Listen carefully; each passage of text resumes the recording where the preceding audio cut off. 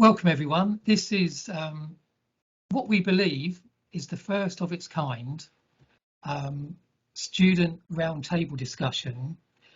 Really pleased to welcome some students from the University of Bath in the UK.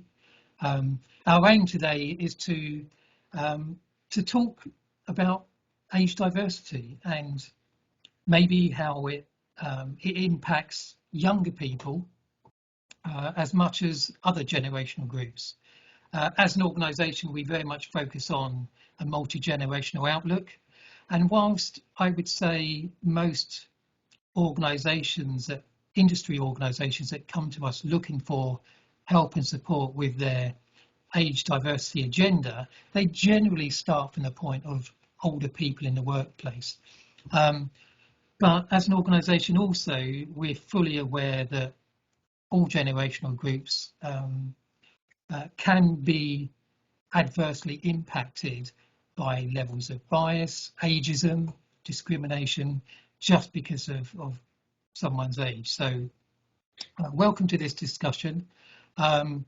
We agreed before we started when we hit the record button that we're going to do this completely unedited.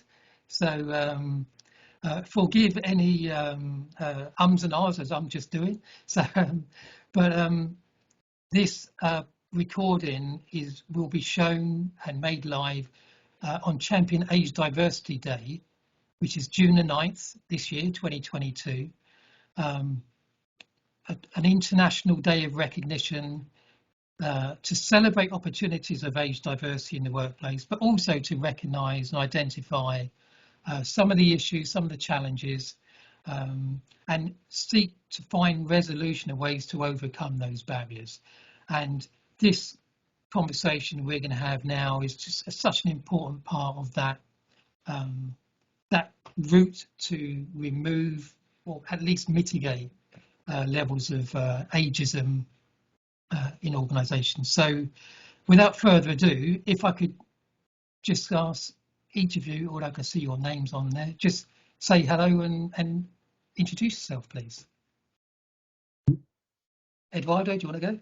Yeah, okay, so I'm Eduardo Brisac. I'm going into fourth year in my university course in University of Bath, and I'm also currently on placement with the Age Diversity Forum, and I work with communications and everything surrounding that. So I've been learning a lot about this issue and how it affects me and the society and the workplace as a whole. Thanks, Eduardo. Nat, do you want to? Yep, I'm Nat O'Dwyer. I'm a second year student going into my third year. I completed a placement with the Age Diversity Forum with Steve in my second year, and it really just broadened my horizon about diversity and inclusion, especially focusing on their age environment and realising how much of an effect it can have on someone in the workplace. Thanks, Nat. Hi, Natasha. Hi, yes, so I'm Natasha. I'm in my final year of studying international management at the University of Bath. I'm also a student entrepreneur and have set up a couple of sustainable businesses during my time at university. During my placement year, I had the opportunity to work with a company called Lead Women in Malaysia, and they worked to get more women on boards. So always had a passion for diversity and inclusion. So it's really interesting to see these conversations opening up surrounding age as well. Most of the work that I've done previously has been surrounding gender or ethnicity, but it's really interesting to see these new conversations popping up. Fantastic, thank you, Natasha, and welcome one and all. I want to get back to some fundamentals, if you like, about the inclusion agenda more broadly, and where and how the age conversation fits within that. For example, did you know that in the UK and most developed countries there is legislation that gives protection to certain groups, certain characteristics, and age is actually one of those streams, one of those protected characteristics. We as an organisation tend to find that is largely overlooked or not understood or known. Is it something that you aware of or are aware of now, that age actually is a legally protected characteristic? I think it's quite interesting because I think we spoke before how it's usually kind of seen as, we do not, or we include all ages, genders, we don't discriminate on, these certain characteristics. So when you ask that question, it's quite interesting because the question of did I know it was there, I feel like is a yes. But then there's also another question of do I fully understand what that means?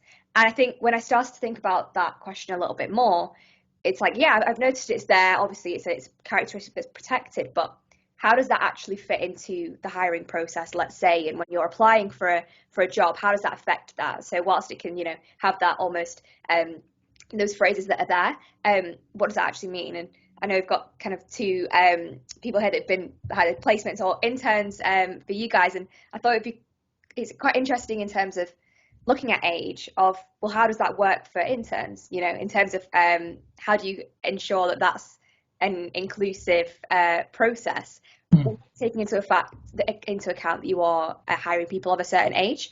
I think it's quite interesting to understand how that actually works in practice. Yeah, and any thoughts, Eduardo, on that?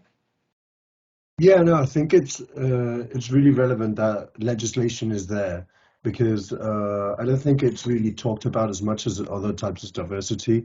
I mean, like gender or different things like that, or racial, for example, discrimination, which has to be worked against. And I think it's really interesting to see how maybe age diversity isn't looked at so prominently in today's society. And personally, I can't help but feel connected and concerned about this because especially I'm going to be finishing my university course in only 1 year's time, and I'll be transferring into that work environment. So, questions do arise. For example, what chances will I have, to go through training, or can I ensure that the process, as Natasha was saying, is going to be as inclusive as possible? And also at the same time, ever since I've started working with the Age Diversity Forum, you start to feel for those who struggle with finding jobs because of the elder age, and you start recognizing that, there might be different biases which affect different age groups.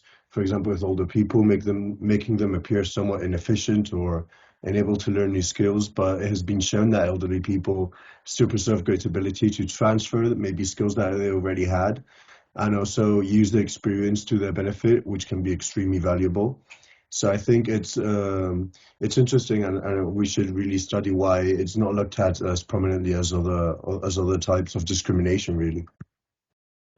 Yeah, and that stereotyping that you described there is something I want to touch on a little bit further in the conversation, so we will come back to that, but thanks for that, Eduardo. And Nat, I think from the work that you've done with us, would you agree that that age is not the highest priority for most organisations? Definitely. From my placement, I can definitely see that age isn't one of the top priorities, although it is in legislation. And if you are age diverse within a workforce, then there is shown evidence that it does give you higher productivity within the company, and it just improves everything within the company. But also on a personal level, I knew legislation for age was there. However, it's always a question of how does a company showcase it? So I know they try to meet their targets, but how are they showing to, like, recruiters, for example? How are they showing that they're age consensual, if you like? It's really interesting to just see how companies actually showcase it. Yeah, and the legislation applies to all organisations, obviously, and I think I mentioned in the introduction that there's certainly no geographic boundaries to the challenges and opportunities, and certainly no industry sectors.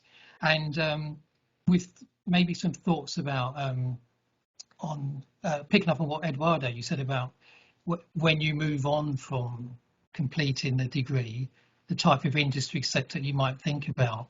I know that you found recently different sectors that are beginning to show themselves as being age considerate, and there's a real a broad range of industry, wasn't it? The design and fashion, for example, was one that we looked that you found and looked at. Yeah, I saw that there were different companies such as Valentino or these big designer brands that, for example, this last year in the Paris Fashion Week, they started doing things with age inclusivity. So, for example, they had a catwalk with women who were older than 50, which is a really rare thing, especially in the world of modeling and things like that, where you find that there can be a lot of discrimination with maybe body image, age, etc. So I think that some industries are going forward in that way, but at the same time, we also find that there are others which really suffer from this. I think, for example, I read a couple of articles on the hospitality business where there's actually very few representation of younger workers, which might really affect them in the future, coming generations, and see how they might they might go against the different advancements in society. Yeah, and in such sectors such as hospitality, I think that the staff turnover rate in that type of sector is really high. So to get some stability through diverse recruitment, and age being one of those considerations, can actually provide some real economic bottom line benefits for these organisations. Not having to pay again for recruitment after recruitment. I think in some of the research that we saw, the turnover rate in hospitality was anything from sort of 40 to 70%, which is just huge and almost seems unmanageable in some ways. Natasha, as I think you're graduating, is there an industry sector that you're considering at the moment, and would you, in the work that you've done today, you talked about gender and ethnicity. I think you talked about has that sort of come into your mindset in terms of considering what you want to do next? So is the inclusion narrative important for your decision making? Definitely, yeah, definitely. Like I said, I'm currently working on a couple of business ideas, but in terms of going into the workplace itself and whether I'd be considering joining a company itself, I'm very kind of interested in understanding what their culture is like, and that's where we say it goes beyond those job descriptions. It goes beyond how they their policies and things they have in place, because it's about the culture that they create and how you feel when you're working for that organization, and that relates to age, it relates to gender, it relates to, as I said before, that whilst age is kind of one metric that we're looking at, it interplays into all of these other characteristics, and if you can be inclusive in these areas, it does create that culture that allows people to thrive rather than feel like they're not as belonging in those specific environments. And that's where one, as someone going into the workplace, I feel like I'd be able to thrive and get the most out of it, but also as from an organization's perspective, where you'd be able to get the most out of people as well, because they feel like they belong, they're valued, they feel like it's an inclusive environment, and that's when those times of real like creativity and things like that will come through. Absolutely, and you touch on a great point there, and just having that diversity of thought, of ideas, of collaboration within an organization can support a thriving workforce, just in terms of morale, in terms of one's well-being, and being feeling valued and part of the team, part of feeling that you have a valuable contribution to make. And many of these situations, they don't exist right now in many organisations, because there isn't a diversity of thought or structure, or that enables individuals to come together and I think that's the same for, I say, whatever protected characteristic group you might like to talk about, and certainly where age actually could potentially play a really important part of providing that inclusive environment, because whatever protected characteristic you may consider, you're of an age. So, and if you think of age as multi-generational, as everyone has something positive to offer, then that's potentially through that age lens, you can really harness the power of that diverse work group. And with that in mind, do you think by having that diversity within the organisation, would that better reflect the population and the marketplace that an organisation is trying to, sell into? Yeah, I think it depends on a few things. I was just writing down before that. I think it was when Eduardo was speaking about, like things like the fashion industry, and it kind of got me thinking about target markets in a way. In terms of who are you targeting to, and how does that affect, marketing, etc. But also going behind the scenes of that is, having people within your team who can relate to that. That being said, you might target a certain demographic, for example, students. That doesn't mean that your only demographic of your workforce should be students, going back to that diversity of thought that we spoke about, because whilst they might have, a closer relatability to the people within those target markets, they'll almost have these ideas kind of focused in one way. That's not to say there's not originality there, but if you get people from other ages, then that's where this kind of really collaborative, diverse thinking can come through, which is useful in any organisation, regardless of the target market that it's going to be looking at.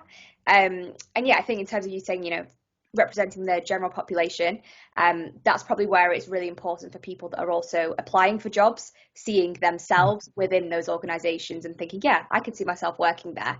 I think that's important for that.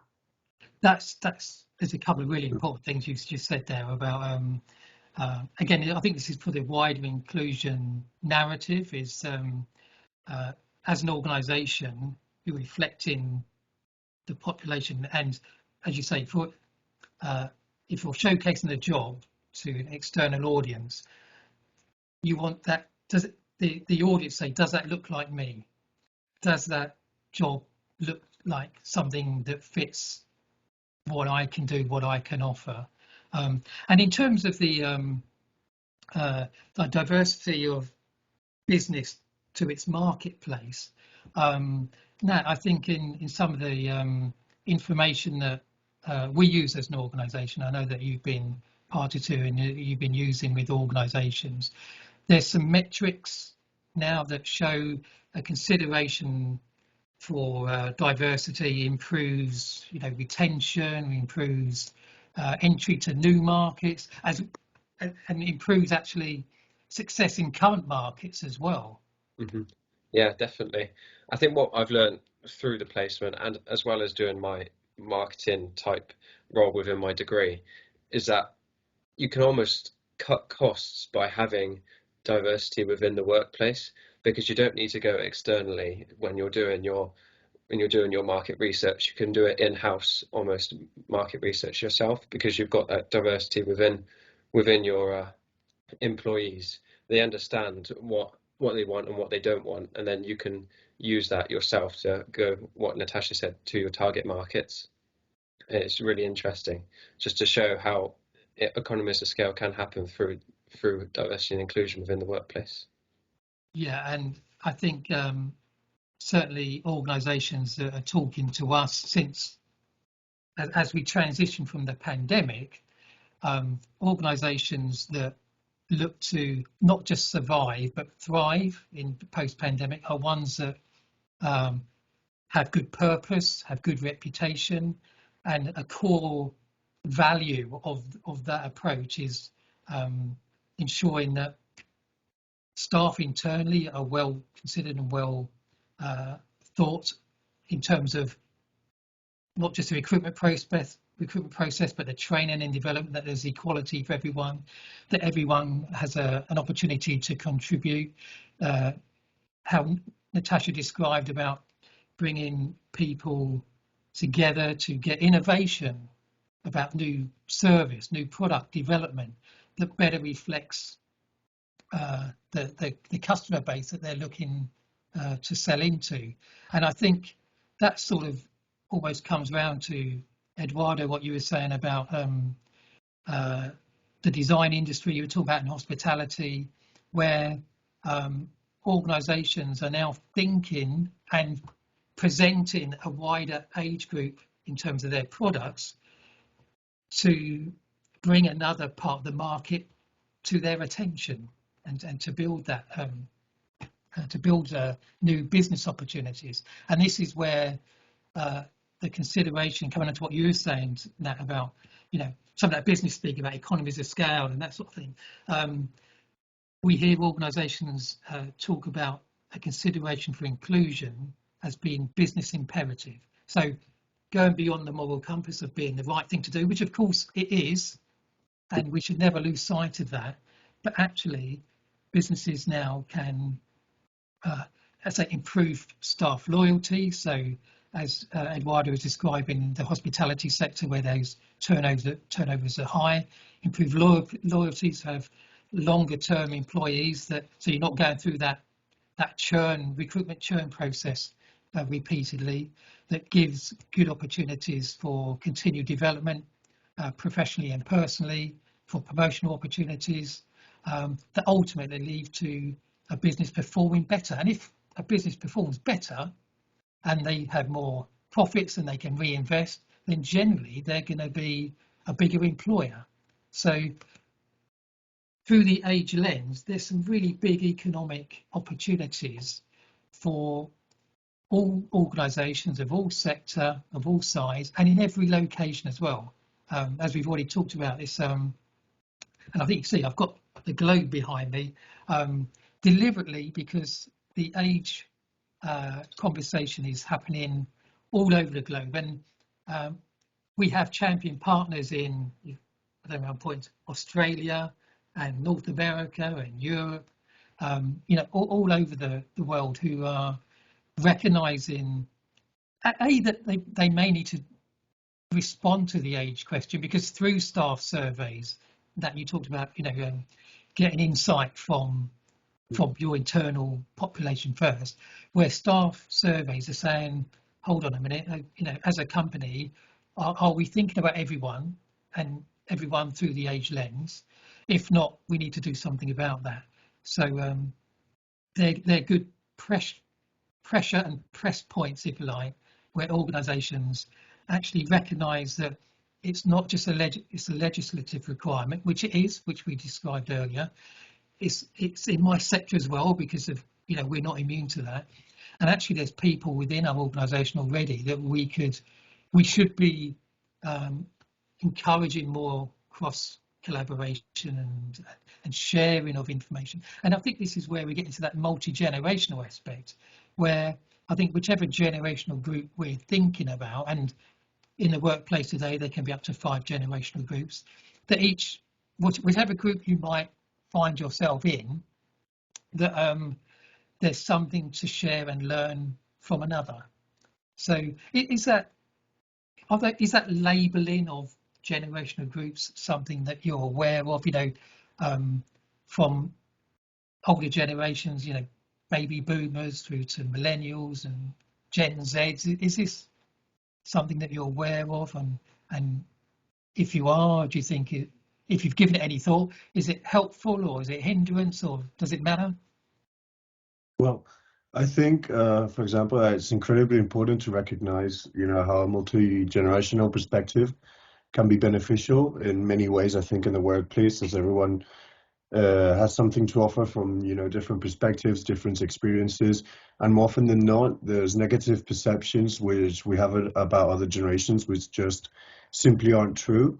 So I think that what really is important is that we need to recognize how others can help and how we can work together. And going back to what you were talking about how to work inside the company and having good relations day to day in the working relationships, I think that it's not only key for business to recognize and get involved with age diversity in recruitment, but also training. I think that's vital, because, for example, a good example of this is we can't allow new technologies to leave people behind effectively. I think it's more of our duty as the people who have grown up with with technology in our hands ever since we were really small. Well, working digitally to include everyone in the operation for the successes of the whole group is very important. So I think it's not bad to divide in different generations as long as we're just pointing out different strengths. For example, use people like us, and we're just coming out of university, to potentiate that use of technology and digitalize the workspace, and at the same time maybe use other generation of workers who have had more experience in other different departments, who can add so much more benefits and so much more value to what we're doing. So I think it's not a matter of ignoring maybe differences that there are, and of course trying not to put each other in different boxes. Try to make it as open as possible, but also recognize each other's strengths and where we come from, and how we can work together. I mean, to get us as far as possible, not just get the youngest person or the oldest person or whatever it may be. Yeah, I was just going to add, kind of building on that point of in terms of the actual different categories that there are, like you say, they're useful for understanding characteristics, but like you say, not almost prescribing them as is, and actually taking that time to understand the workforce kind of on a deeper level. I was doing one module at university this year to do with consumer psychology, and we were speaking about how you've got your physical age, but you've also got your psychological age, and they're not always the same thing. So two 18-year-olds might not respond in exactly the same way, or two 40-year-olds might not respond in the same way. And there's this whole idea of, okay, yeah, you've got this kind of a specific age, but that doesn't mean that you are the same people. So it's also understanding the workforce, and like Eduardo said, not necessarily having it as fixed categories, but using them to be able to understand your workforce, and then you can kind of cater for them in the right ways, essentially. Yeah, absolutely. As I was saying earlier, in the inclusion industry, I think we love to put people in boxes when we should be really removing those boundaries and smoothing out these labels, and the age conversation is not immune to that either. So where we talk about baby boomers and Gen Zs and millennials or whatever, then I think maybe we should seek to move the conversation on, as you were saying, Natasha.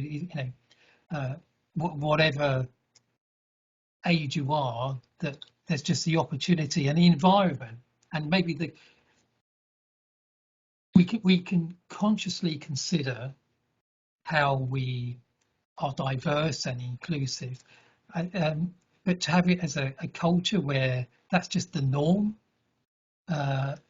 is got to be the ambition and the objective. So actually, I guess when we reach that level, most bias and discrimination is not evident. But so I think there's a lot of work to be done between now and then. But let's have those noble ambitions and noble goals. What I was going to say is we've been talking about the workplace and where some of those perceptions of stereotypes certainly emerge, or maybe emerge in a practical, adverse way. We, as an organisation, we've been working with the educational sector more closely, I would say, more recently. Is there more that could be done within the educational sector to prepare people, so when they move on from education into a career, into industry, to remove those preconceptions, those stereotypes that we've talked about and that Eduardo just mentioned a moment or so ago?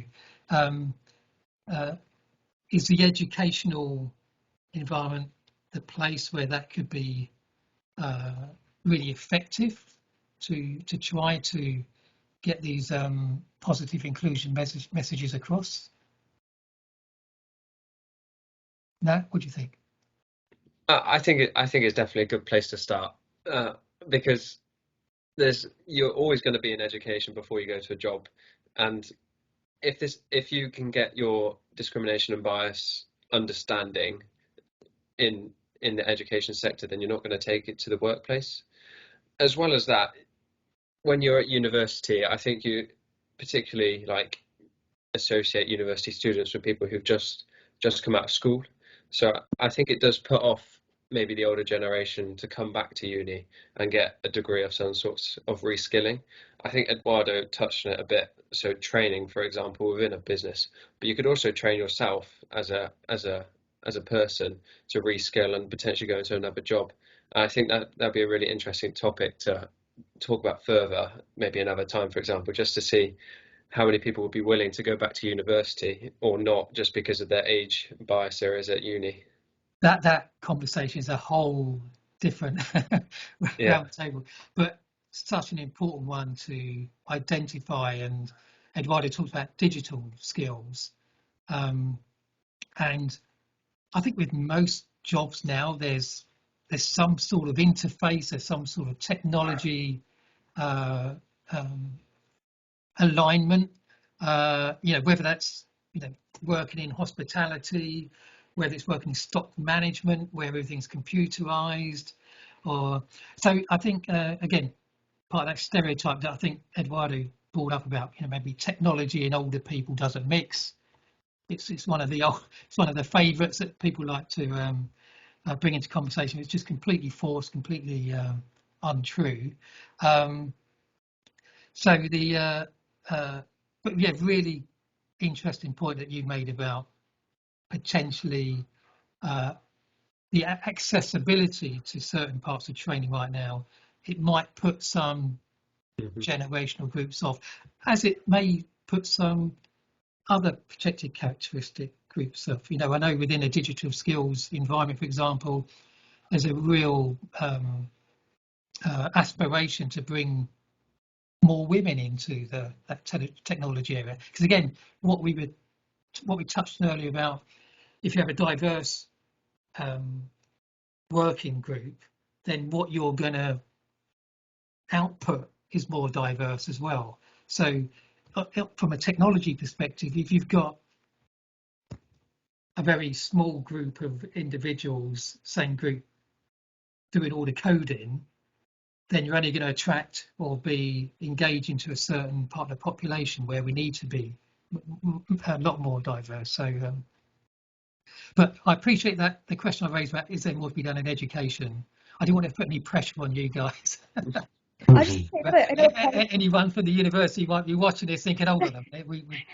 Yeah, I'm just going to add on that education point. I think there's almost, kind of going back to the stereotypes, there's almost two sides to that coin. You've got it from an organisation's perspective of what a certain age can deliver, but also almost, I want to say, like self-prescribed stereotypes or biases that you might have. For example, I think where education could really help is, especially for our specific demographic going into the workplace, of when we're actually searching for jobs, looking for jobs, about kind of, I think there's sometimes that kind of tendency to think, oh, I've not got enough experience for that job, and whether that be because of the criteria itself or whether, that's what you think about the amount of experience you've currently got.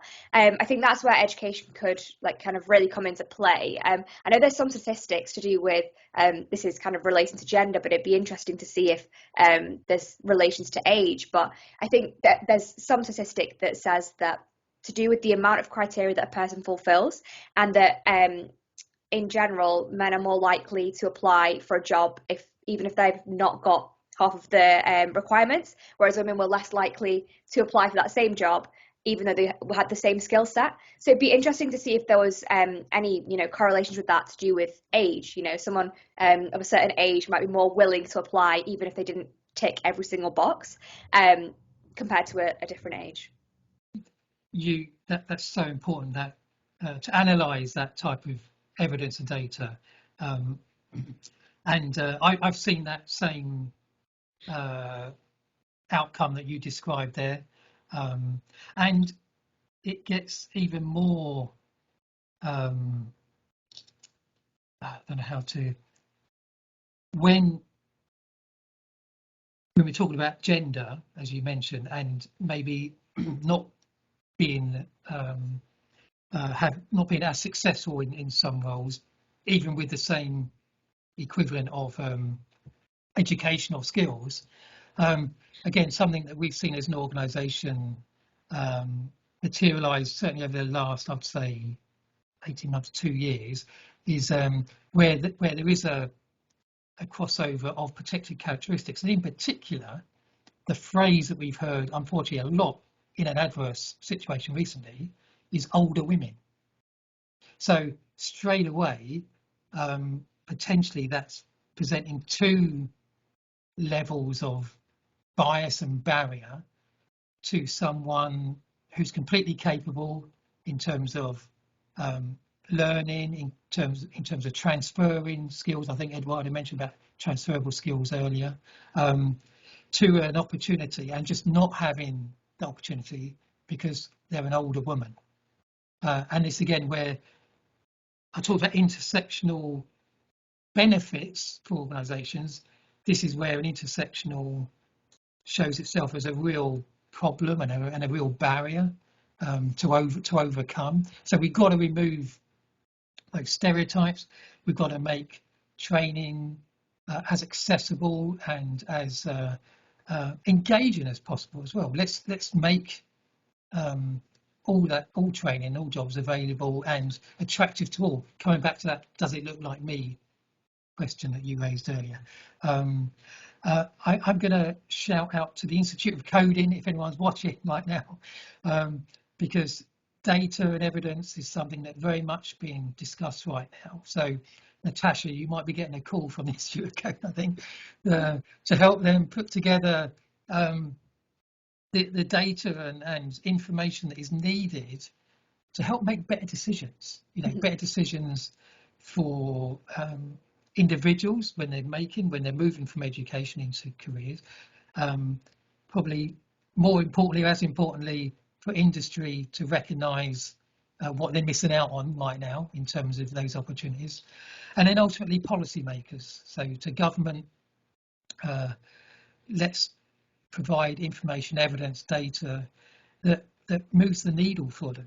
There's unfortunately very little generally in inclusion space where there's policy and legislation made. The legislation we were talking about earlier in the UK goes back to 2010. So even though it's been around for 12 years, it's still ignored, but largely by many organisations. So can we strong arm policymakers to do a bit more to incentivise, let's say, organisations to do a bit more to encourage participation, to encourage inclusion, through the age lens. Did anyone want to follow up on that last bit there? I think maybe linking the legislation and education together, I do think if there was more information given to us about all the discrimination, in particular age discrimination and gender, etc., during the education sector, it might encourage legislation and workforces to continue and try harder to follow up on their legislation, because we'll understand more about it, so we'll recognise more like red flags, if you like, of companies, and we'll be less likely to go there. So not just be compliant, but actually be proactive in taking advantage of those inclusion benefits. Definitely. That's quite a nice circle round from where we started through a range of really big topics that we could take separately and talk about more widely. But I think I'm going to bring it to a close for now, and I say for now because I hope and expect that this is going to be the first of many of this type of discussion and event where we really identify challenges but look for ways of resolution. And I think I want to leave on that that thought you just had there, Nan, it's almost it's an invitation. I won't say we're throwing down the gauntlet, but an invitation to the educational sector to maybe just to be as engaged as they can be in terms of presenting that inclusion is that there are challenges. Let's not shy away from that there's problems or challenges, but within the educational sector is a great place to challenge those problems and actually go beyond the stereotype. So remove that, use the right language and vocabulary that means when people move from the educational sector, and whatever their age, by the way, coming back to let's attract and make education as accessible as possible, that those people leaving academia are much more rounded in their thinking. Because, by the way, taking that psychology, coming back to what Natasha was talking about, into that workplace is going to be so powerful for them as individuals, because they're going to be able to offer more. They're going to be able to engage more. They're going to be able to provide more insight, bring skills and experience and knowledge together that ultimately produce better outcomes for everyone. So I'm going to say thank you so much to each of you for participating today. As I say, you participated in the inaugural student roundtable for the age agenda, and I hope everyone who sees it from June the 9th, Champion Age Diversity Day, across the globe, really listens to what each of you had to say. Some really important messages in there, some really just fantastic understanding, and may I say articulation of your thought and what it means for you. And I would encourage you to keep that passion and consideration for inclusion generally, but of course for age, and to every opportunity that you get to make a difference with your understanding of it. So thank you once again, and thank you for everyone who's tuned in to watch and listen to this. You'll be able to find more discussion and information through the Age Diversity Forum that will be in links somewhere around the platform that you're watching this through. So once again, thank you everyone, and see you again soon. Thank you. Thank you very much.